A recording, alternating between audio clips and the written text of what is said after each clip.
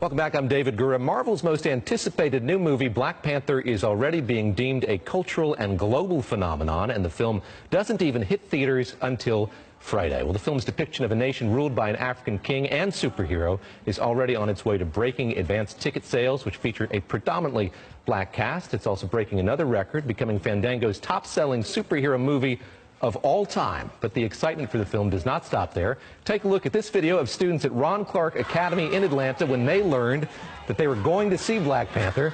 The middle schoolers broke into a dance that has since gone viral on the internet.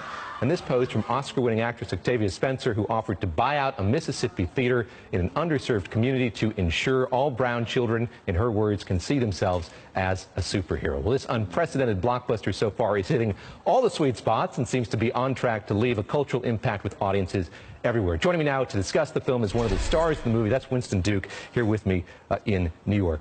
Let me start about when you got word that you were going to get this role. How did you react to it? What's the significance to you of this series of comic books and this story? Well, comic books for me was this really great inlet into learning about American culture. I'm from Trinidad and Tobago. And one of the first ways I learned what kind of being American meant was reading these comic books and learning, even about the mutants, about this world that doesn't really understand you and can't accept your powers and your strength, but you'll get older and you'll meet other powerful people too, and there'll be a new day and the world will accept you. So I really learned about America that way, and comics helped to do that. This particular story has been around since the 60s, and it's been relevant throughout. Yeah. How do you situate it today? What makes this particularly resonant to audiences and to you today? Well, for me, it's definitely something that allows me, and I hope a lot of other people of color, to see themselves reflected in their media, in the things that they consume. And it's going to help young children see themselves and see a future for themselves where their dreams and greatest aspirations can be reflected, and they can consume this kind of content while they're still developing, before the world tells them who they can be and who they can't be, and so they can know that their stories are valid and they deserve to be invested in and to be disseminated and celebrated. So, on a lot of different fronts, it's incredibly meaningful, and for the same reasons to me. Because I didn't grow up seeing a lot of myself depicted, so. How much did you and your fellow cast members and the crew bathe in the sort of cultural significance of the film? Was it something that you guys were cognizant of and talked about?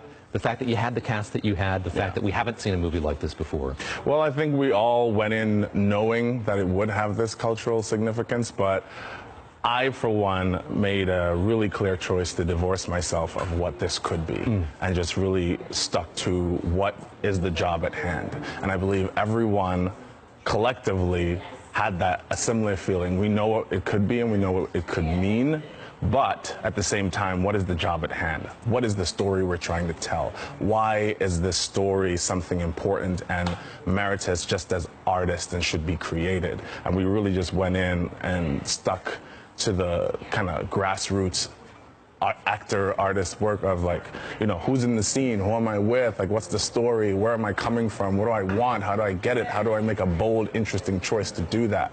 And then you let the story that's created by the creators, the writers, Joe Robert Cole and trusting Ryan Coogler to do his thing and craft and create something that we could all be proud of. You've seen that video, no doubt, that viral video of young kids reacting to the prospect of seeing this movie. And I wonder, as you look back on your own childhood, what do you think a movie like this would have meant to you when you were in Tobago as a kid, not having it? I mean, can you sympathize with their excitement for this movie? Of course I could sympathize with it, and I come from Trinidad that is this beautiful cultural crossroads. So I grew up, luckily, with a deep Indian culture mixed with African descendant cultures and things like that. So I would, after watching these movies, go on the beach and make my little obstacle course and do my little action thing, but not seeing yourself within the wider spectrum and not being in any kind of proximity to Hollywood was something that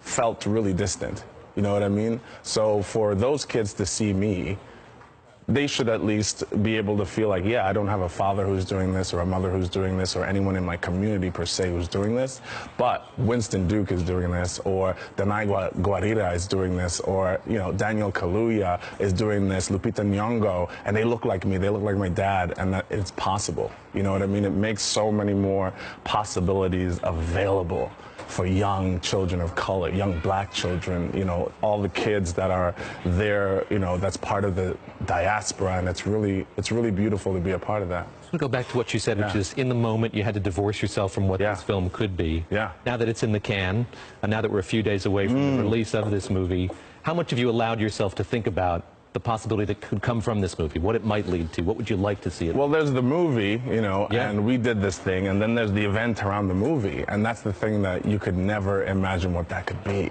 And I remember just being staggered by the opening, the red carpet that we did, and I saw Chadwick pull up, and the Dora Milaje, his female bodyguards, opened his door, and he had this drummer come out, and I said, my God, this is just a wonderful opportunity, whether it's intentional or not, to reclaim a history that feels completely lost.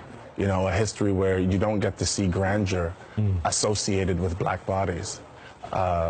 This level of royalty, and it was just amazing. So there's so much going on that I'm processing 10 things at once at all times, but you know, it's something that I can't even completely put into words yet, but believe me, I am working on it. That's your first movie?